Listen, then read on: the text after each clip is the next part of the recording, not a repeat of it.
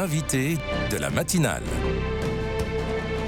KTO Radio. Bonjour Emmanuel Falk. Bonjour. Merci d'être avec nous en studio. Vous êtes théologien, vous êtes un philosophe curieux aussi. Vous vous intéressez à de nombreux sujets. Je vous avais reçu l'année dernière pour parler de sport dans la foi chrétienne et les Écritures.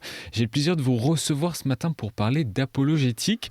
Vous venez de publier un essai assez incisif où vous appelez les catholiques à renouer avec l'art du débat et de l'argumentation. Un ouvrage intitulé « Nouvelle lettre sur l'apologétique » publié aux éditions du CERF, c'est ça. Alors, l'apologétique, ça paraît être un mot un peu barbare, surtout à cette heure du matin. Pourtant, c'est assez simple. Expliquez-nous en quoi consiste cette façon de rendre compte de la foi. Alors, vous avez raison, c'est bien un mot barbare, voire un gros mot. Et puis alors, c'est surtout un mot, on en a toujours entendu parler, mais on ne sait jamais ce que c'est, quoi. C'est un genre de mot qui traîne dans la culture, dans les consciences chrétiennes et catholiques. Alors, en fait, c'est très précis le mot apologétique, parce que alors, c'est dans l'épître de Pierre, où Saint Pierre dit « Soyez toujours prêts à rendre raison, apologia, de l'espérance qui est en vous ». Mais alors, moi, j'aime bien aussi la finale, avec douceur et bienveillance.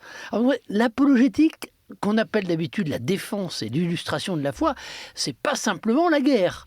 L'apologétique, c'est, d'une certaine manière, prendre position dans sa conviction. Alors, la question maintenant, c'est comment on fait pour prendre position dans sa conviction. Alors là, c'est moins évident. Comment ça se pratique? Ça utilise quels outils? La théologie, la science, l'épistémologie, l'histoire, je ne sais pas. Écoutez, alors là, en fait, il y a trois formes d'apologétique. Donc, l'apologétique, on dit rendre raison. Mais ce qui compte, moi, dans ce texte, qui est un essai qui est un peu sorti des tripes, directement, qui est un peu le résultat d'années de travail, c'est de dire que ce qui compte dans l'apologétique, c'est pas simplement l'argumentation. Alors c'est vrai qu'aujourd'hui, il y a un grand retour chez les catholiques, chez les jeunes, de l'argumentation, probablement le retour de bâton d'autres générations, dont la mienne, où nous vivions que dans le vécu. Donc voilà. Mais l'apologétique, elle est très précise. L'apologétique, je la définis comme Maurice Blondel, en fait, où il dit « L'important n'est pas uniquement de parler aux âmes qui croient, mais de dire quelque chose qui compte aux esprits qui ne croient pas. » Donc, si vous voulez, il y a trois manières de faire de l'apologétique. Je dirais, il y a l'apologétique ancienne, qui est l'apologétique des pères de l'Église. Tertullien, Irénée, Justin, Clément de Rome.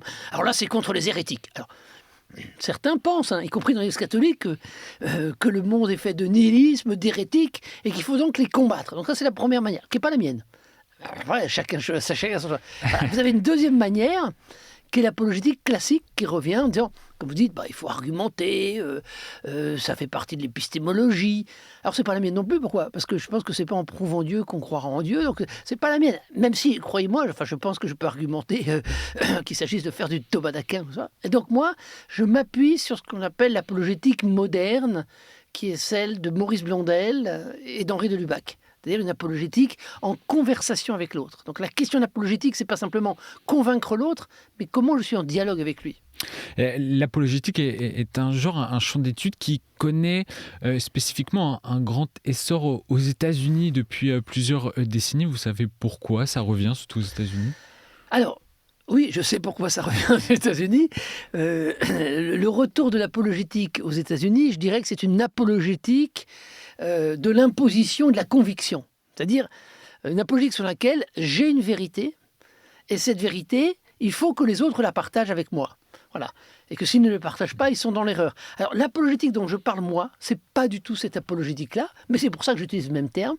J'appelle ça plutôt l'apologétique, non pas de l'imposition de la conviction, mais l'apologétique de la signification et de la compréhension. C'est-à-dire de dire, qu'est-ce qu'on a de commun? Qu'est-ce que quelqu'un qui ne croit pas a de commun avec moi? Alors, cette question, elle est très importante, en particulier non seulement avec Blondel, mais avec Henri de Lubac. Parce que ce livre, il est dédicacé, vous avez vu, à deux auteurs, Maurice Blondel et Henri de Lubac. Et il y a tout un débat autour de la question de l'athéisme chez Henri de Lubac.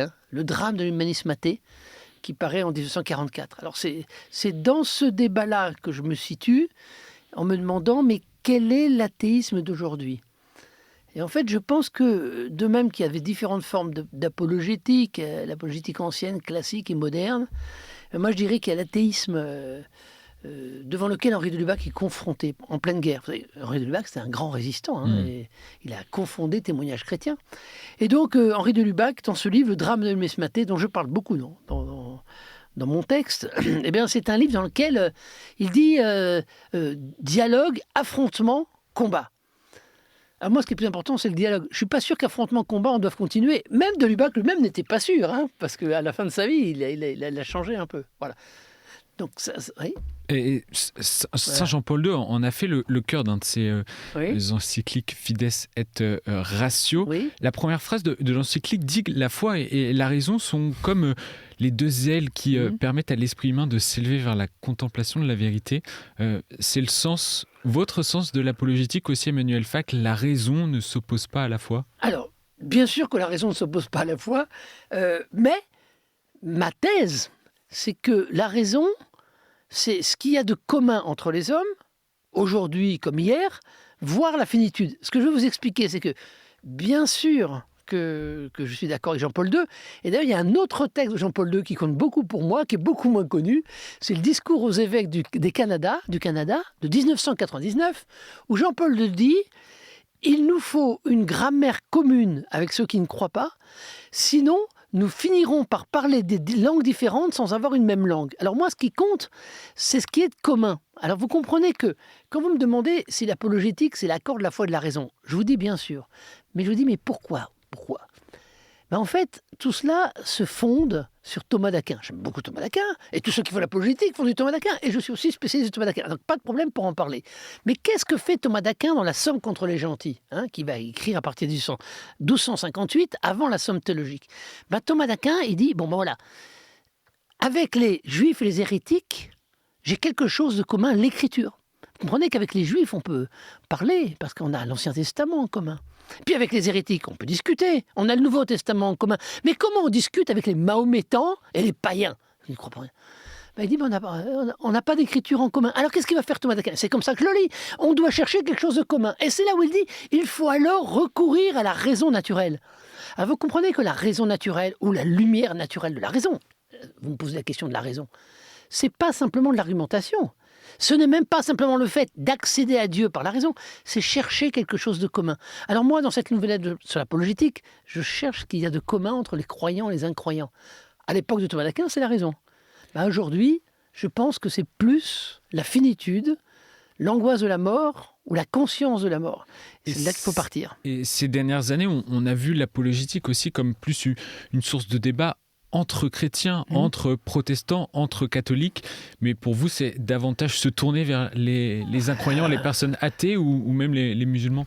Alors oui, c'est se tourner vers les croyants, les personnes athées ou même les musulmans. Donc pour moi, l'apologétique, de toute façon, c'est une chose. 1, c'est se tourner vers.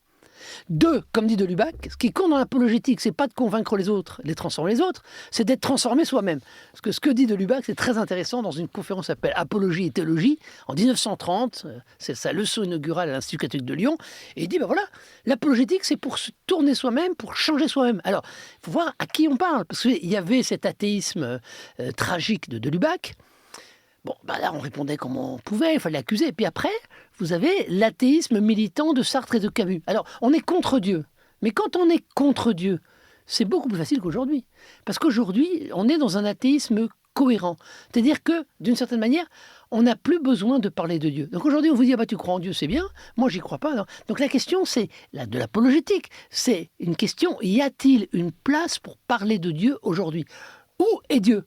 Voilà, la question, c'est plus qu'est-ce que Dieu, qui est Dieu, comment est Dieu, mais où est Dieu? Et comment on fait pour conduire justement un débat en raison, tout en accueillant les semences de vérité qui sont présentes chez son interlocuteur, pour le reprendre Saint-Justin?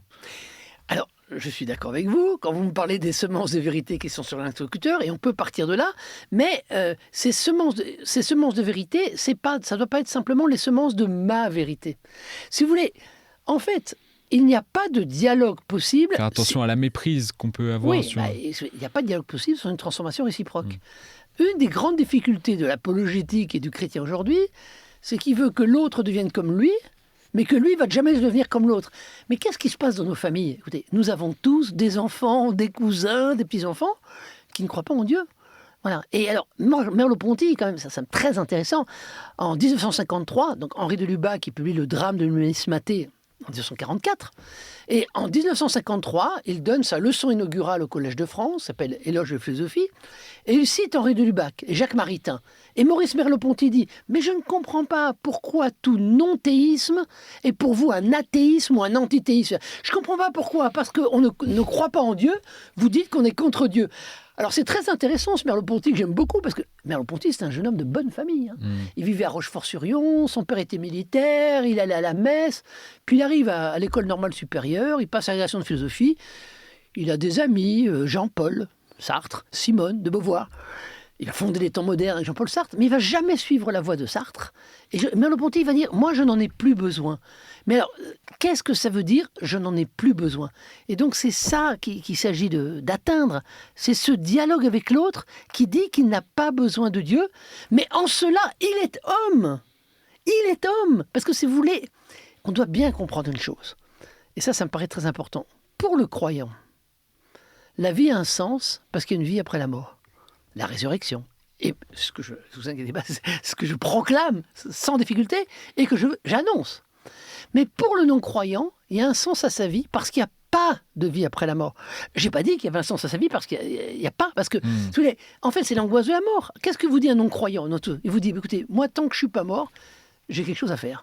Voilà. Et on doit entendre ça. C'est-à-dire que nous, si on veut être devant Dieu et avec Dieu, il faut qu'on puisse être homme sans Dieu. Alors sans, ça ne veut pas dire qu'on s'en passe, mais ça veut dire qu'on puisse être vraiment homme. Donc mon hypothèse, et ce que j'ai toujours écrit, c'est qu'on doit être en face de notre humanité, dans l'angoisse de notre mort et de la question du sens. Et je pense que le Christ, je l'ai écrit, c'est un animal métaphysique sur la croix, comme dit Schopenhauer, animal métaphysique. Il se pose la question du sens de sa vie. Mon Dieu, pourquoi m'as-tu abandonné? Et si vous voulez, la mort doit être une vraie mort. Une mort d'homme, ce que dit Peggy, la mort d'un homme tout court, voilà, pour qu'elle soit une résurrection. Pour terminer, Emmanuel Falk, je voudrais vous demander, prendre un peu de hauteur, et ce qui, dans la foi chrétienne, vous réjouit, vous émerveille et que vous voudriez transmettre ce matin. Écoutez, je voudrais dire à vos auditeurs, d'abord, d'être heureux de croire. Je pense que c'est la attitude. Donc la première chose, réveillez-vous, réveillons-nous, bien heureux. Donc déjà, entendons ça. Voilà. Et je voudrais dire aux éditeurs que tous ceux qui ne croient pas, ce ne sont pas des anti-béatitudes, malheureux. Voilà. Ils ne sont pas tous malheureux. Voilà. Ce que je voudrais dire aux éditeurs, c'est que, comme dit Bernanos, dans les cimetières sous la lune, tout à la fin, il dit « Ne perdons pas nos frères humains ». Voilà. Et la meilleure manière de ne pas les perdre, c'est de ne pas vouloir leur imposer ce à quoi on croit, ce que Merleau-Ponty appelle la transcendance du surplomb, mais de partager avec eux notre commune humanité, parce que c'est là que le Christ nous rejoint. Je voudrais vous dire, soyons un peu comme les disciples d'Emmaüs. Nous sommes sur un chemin et tout d'un coup, on peut se rendre compte qu'on n'est pas tout seul sur ce chemin, mais encore faut-il être sur un chemin humain pour que le divin nous rencontre et nous transforme. Un appel à l'unité ce matin. Merci Emmanuel Falk d'être passé dans nos studios. Je rappelle le titre de votre livre, Nouvelles lettres sur l'apologétique. Et il y aura également une table ronde, c'est mercredi prochain, le 17, au Collège des Bernardins. Merci à vous. Voilà, merci.